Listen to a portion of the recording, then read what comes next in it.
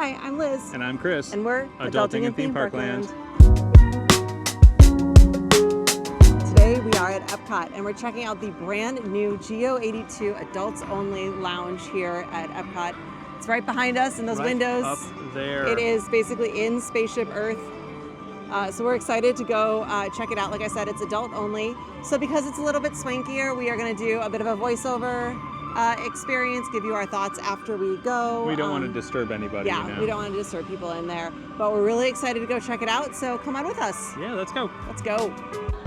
To get to Geo-82, it is actually quite a bit hidden. So this is a reservations only destination. So you want to make sure that you secure those reservations ahead of time.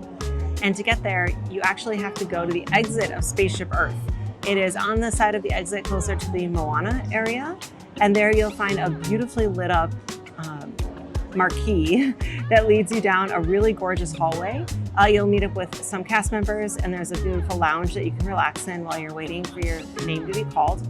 Once it's ready, there's an elevator you can go up or a short flight of stairs that leads you up into the lounge area. This is also where the bathrooms are, in case you need them. But once you're in the area, it's a really lovely, sophisticated space with a large bar and gorgeous picture windows that illuminate the area, gives you great views of the park. And they do offer a special fireworks package from here, and I bet the views from the area are amazing at night.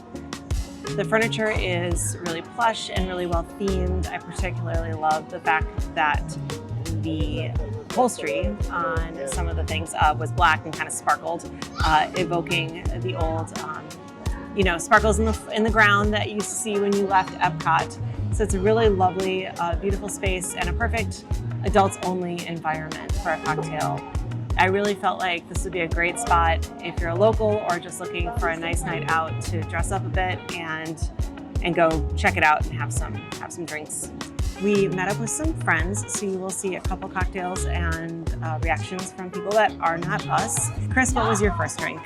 I had the Electron, mezcal, carrots, cinnamon, lime, orange bitters, and pink peppercorn and salt around the rim.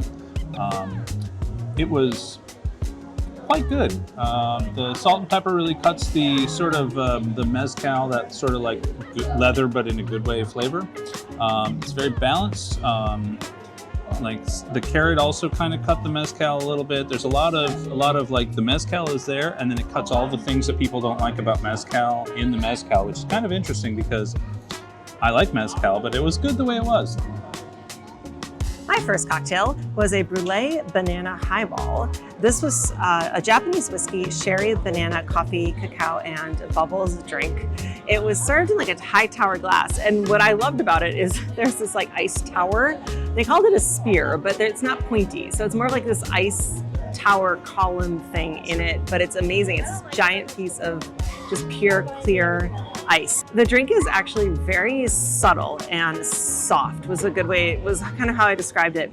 The banana definitely comes through, but it's, like I said, really slight, really soft, really light. It's quite refreshing and it has quite a unique flavor. It's subtle and not overly sweet. It has coffee in it, but it's not overpowering.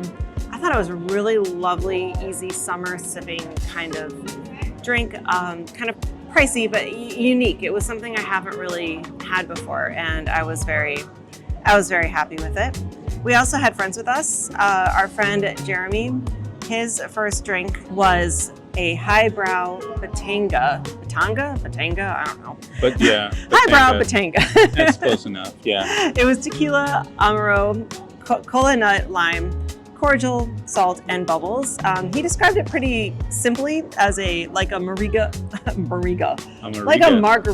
and Coke. And that's really how it tasted. It tasted kind of like, like an elevated version of throwing tequila into a Coca-Cola. Our friend Meg, she ordered a strawberry drink. It was strawberry black pepper sour, it's called. And it had Campari, maraschino cherry liqueur, strawberry lemon, and black pepper. She absolutely loved it. I thought it was a little sweet, but the strawberry does really come through in a very natural tasting strawberry way and not like a fake strawberry. It's definitely strawberry fruit and not strawberry syrup. Yeah, no syrup here. And as a side note, we all really love the glassware here. It's definitely elevated. Oh, yeah. Maybe like a bit of Anthropology store vibes, which we're okay with. So yeah, that was a nice plus to the atmosphere and the experience. We also, of course, had to get some food. So we ordered the charcuterie board. This is an amazing mix of options, a really beautiful presentation. The pickles provided a nice acidity. Again, as Wisconsinites, we're very picky about our cheeses, and the variety was really good. The meat selection was really good. This is kind of pricey. It's like $29, but we felt it was definitely worth it and a great thing to snack on. And you're gonna want to eat something while there, so you might as well get something good. And Yeah. The cheese was Wisconsinite approved. I particularly like the blue cheese that Yeah, they it serve. was fabulous. Yeah.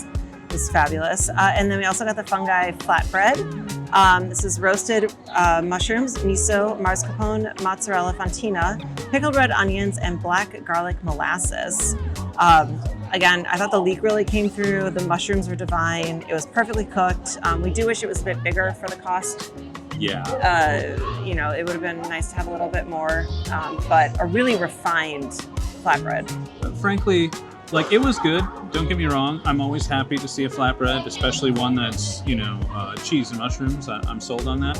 But in my opinion, it was a little forgettable. Yeah, I honestly would get the charcuterie over this any day. Yeah.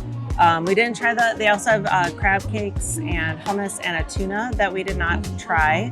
Hopefully we can again one day. I'm sure we'll go back. Yeah, I'm sure we'll go back. Yeah. But after we ate, it was time for round two. So for round two, I decided to do something a little bit different. They have some kind of creative sounding mocktails on the menu. I decided to go with the Walk in the Garden. This is, again, non-alcoholic, and it's Seedlip Garden 108, which is a non-alcoholic spirit, basil, fennel, lemon, orange bitters, celery, and bubbles. In the end, it just kind of tasted like a fancy soda, in all honesty, but it was very light and refreshing. The garnishes are kind of fun, but get in the way of being able to actually drink the drink. Looked like you were jamming your face into a bush. Yeah, it was pretty funny. But just light, bubbly, again, a good refreshing summer drink. Is it worth $17? I don't know. I would say no. But I would be curious about the other one, which is a more coffee flavored, focused drink. So maybe I'll try that the next time we go. But in the end, I'm glad I tried this non-alcoholic option. And then Chris, your next drink. I got the caramelized leek martini. It's gin, dry vermouth, caramelized leek, and a pickled onion on a spear served in the drink. And I'm going to say that, and this is going to be a big thing to say here, this might be better than the martini that we almost always get whenever we're at Brown Derby in Hollywood Studios. It is everything you want about a martini, but instead of, like, for us, we really like the dirty olive martinis. This was kind of like a dirty onion martini. It is not the driest martini. Obviously, you want some flavor in there, and the gin itself was good. It's sort of all melded together like a good martini is supposed to. I really, really liked it too. I tried it a little bit later, and I really enjoyed it, but I'm a bit of a martini girl. For his next round, our friend Jeremy, he ordered brown butter old fashioned. This is Woodford Reserve Double Oak Bourbon, brown butter, maple, Mexican chocolate bitters. Lovely drink. I'm a big old fashioned girly. It's very orange forward with an aftertaste of the butter. It kind of develops as you sit with it. It's a good sipper. It's a good drink that you kind of take your time with, which is nice considering the pricing at this place. Firmly believe that this is the kind of drink that you see, rich folks sitting in their penthouse apartment, smoking a cigar and drinking a drink. This is the drink that I'm now going to picture in my head whenever I see that scene in any sort of media. Perfect. And then finally, our friend Meg, she ordered the Peach Shrub Whiskey Smash. It's Japanese whiskey, sherry, peach and mint shrub and bubbles. Her reaction was very simple and short. She just said, "It's very peach," and I quote. Now, did you have any of that drink? No, I didn't try any of it. I did not either, so we have nothing to add. It's very peach. All in all, we had a nice hour and a half relaxing in this place. We could have stayed longer, but we had some other things to get to. I would definitely go back Reservations will be tough to get for a bit. Well, it's a small space, but very upscale, very relaxing. Almost forgot. When we got to the main floor, one of the hostesses gave us an infused towel to cool off with. It was a not frozen but certainly cold towel, like a hand towel, to cool off with, get the nice aroma from the towel, and relax beforehand. So Chris, what was your favorite drink that you had? Ooh, I'm definitely going to lean towards the gin leek martini with the onion. That was as soon as it hit my lips, I'm like, this is the one I like. This is the one I'm going to get again. Mm-hmm. Yeah, for me it was a really tough choice between that one and the brown butter old fashioned.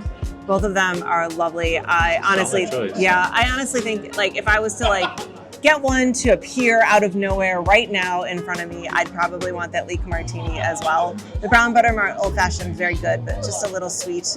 I wish it just had maybe a little bit more bourbon in it. I think it would be better on a cooler day too. True. Yeah. And I just love bourbon so much. So maybe a little more bourbon in that one, I would have been happier. But the leek martini was quite good.